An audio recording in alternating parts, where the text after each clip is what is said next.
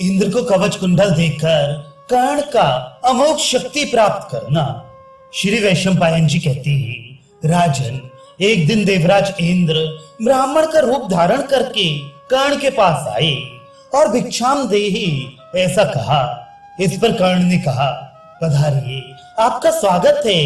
कहिए, मैं आपको स्वर्ण विभूषिता स्त्रियां दूं या बहुत सी गऊओं वाले गांव अर्पण करूं? आपकी क्या सेवा करूं? ब्राह्मण ने कहा, इनकी मुझे इच्छा नहीं है।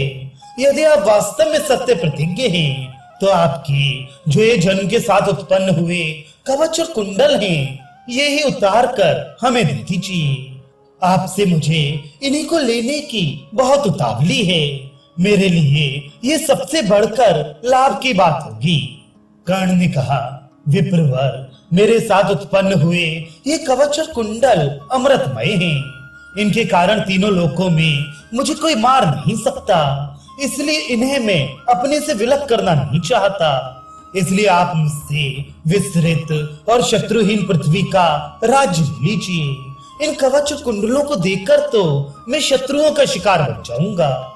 जब ऐसा कहने पर भी इंद्र ने दूसरा वर नहीं मांगा, तो कर्ण ने हंसकर कहा, देवराज, मैं आपको पहले ही पहचान गया हूँ। मैं आपको कोई वस्तु दूं और उसके बदले में मुझे कुछ भी ना मिले, ये उचित नहीं है। आप साक्षात देवराज हैं, आपको भी मुझे कोई वर देना चाहिए। आप अनेकों अन्य जीवों के स्वामी और उनकी रचना करने वाले हैं।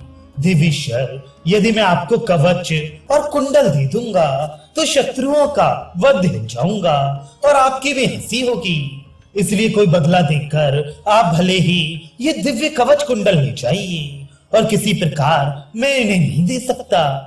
इंद्र ने कहा, मैं तुम्हारे पास आने वाला हूँ, ये बात सूर्य को मालूम हो गई थी।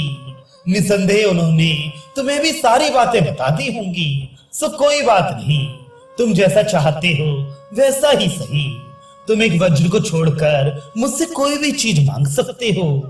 कर्ण बोले, इंद्रदेव, आप इन कवच और कुंडलों के बदले में मुझे अपनी अमोघ शक्ति दे दीजिए, जो संग्राम में अनेकों शत्रुओं का संहार कर देने वाली है।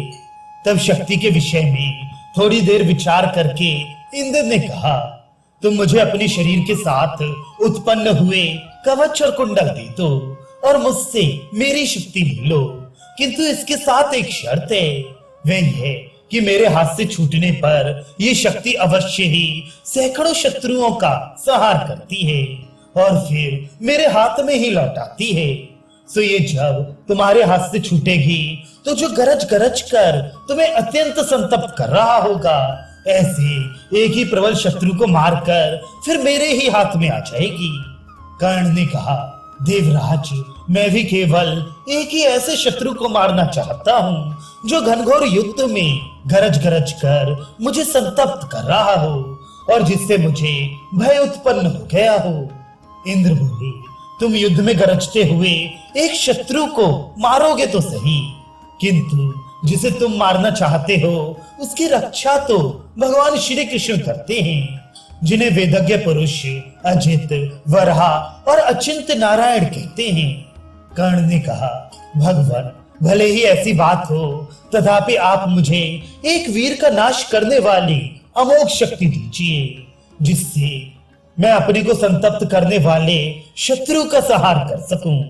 इंद्र बोले, एक बात और है, यदि दूसरे शस्त्रों के रहते हुए और प्राणांत संकट उपस्थित होने से पहले ही तुम प्रमादवश इस अमोघ शक्ति को छोड़ दोगे, तो यह तुम्हारे ही ऊपर पड़ेगी। कर्ण ने कहा, इंद्र, आपके कथनानुसार मैं आपकी इस शक्ति को बड़े भारी संकट में पड़ने पर ही छोड़ूंगा, यह मैं सच सच कहता हूँ। वैशंपायन जी कहते हैं, राजन, तब उस प्रज्वलित शक्ति को लेकर कर्ण एक पैने शस्त्र से अपने समस्त अंगों को छीलकर कवच उतारने लगे। उन्हें शस्त्र से अपना शरीर काटते और बार बार मुस्कुराते हुए देखकर देवता लोग दुंदुभियां बजाने लगे और दिव्य पुष्पों की वर्षा करने लगे। इस प्रकार अपने शरीर से उधेड़ कर उन्होंने वह खून से भीगा हुआ दिव्य कवच इंद्र को दे दिया तथा दोनों कुंडलों को भी कान से काटकर उन्हें सौंप दिया। इस दुष्कर कर्म के कारण ही वे कर्ण कहलाए। इस प्रकार कर्ण को ठग कर और उन्हें संसार में यशस्वी बनाकर इंद्र ने निश्चय किया कि अब पांडवों का काम सिद्ध हो गया। इसके पश्चात वे हंसते हंसते देवलोक को चले गए। जब धृतराष्ट्र के पुत्रों को कर्ण के ठगे जाने का समाचार मालूम हुआ तो वे बड़े ही दुखी हुए और उनका सारा गर्व ढीला पड़ गया। तथा वनवासी पांडवों ने कर्ण को ऐसी परिस्थिति में पड़ा सुना तो वे बड़े प्रसन्न हुए